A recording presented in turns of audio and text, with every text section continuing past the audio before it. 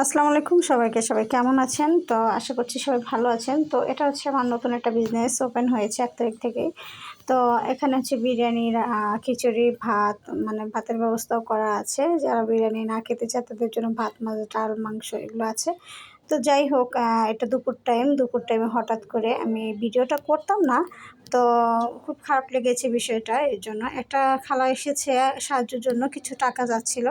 তো এই যে খালাকে দেখতে পাচ্ছেন। তো আমি তাকে জিজ্ঞেস করলাম যে, "দুপুরবেলা আপনি ভাত খেয়েছেন?" বলল যে, "না মা, আমি ভাত খাইনি, আমি অনেক দূরে থাকি। যেতে, যেতে অনেক সময় লাগবে। তো আমি এখন আমার অনেক ক্ষুধা লাগছে। যদি আমারে ৳১০ দিতেন আমি কিছু কিনে খাইতাম।"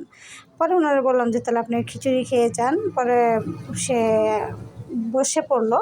তো তাকে খাওয়ালাম। তো খেতে, খেতে সে হচ্ছে অনেক কথা বলছিল, তার দুঃখের কথাগুলো বলছিল। তো ভিডিওটা করছিলাম খুব চুরি করে।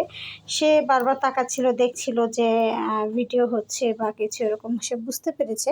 তো আমার কাছে মনে হলো যে ভিডিওটা করাটা উচিত হয়নি। তাকে খাওয়াচ্ছি তাই বলে ভিডিও করব। কিন্তু আমার কাছে মনে হলো যে এরকম একটা মা যার ঘরে আছে, বাচ্চারা তাকে ফেলে চলে গেছে।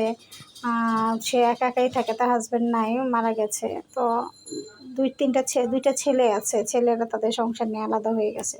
তো এখন এই মাটা যাবে কোথায়? সে ভিক্ষা করে যা ইনকাম হয় তাই খায়। মাঝে, মাঝে ছেলেরা হচ্ছে মাকে রাস্তায় দেখলে ৳১০-৳২০ নাকি দেয়। তো এর বেশি আর কোনো খরচ দেয় না। তো মা জন্ম দিয়েছে, এই যে বড় হলো, ছেলেরা ইনকাম করে তার মানে বউ সন্তান নিয়ে খাচ্ছে। কিন্তু মা হচ্ছে ৳১০-৳২০ যোগ্য। তো এটাই বলার ছিল। উনি খুব খুশি হয়েছে। খাওয়া-দাওয়া করে বলেছে খাবারটা খুব মজা হয়েছে। তাই আমি বললাম যে, "আপনার যখন ক্ষুধা লাগবে আপনি চলে আসবেন আমার এখানে। আপনি প্রতিদিন এসে খেয়ে যাবেন।"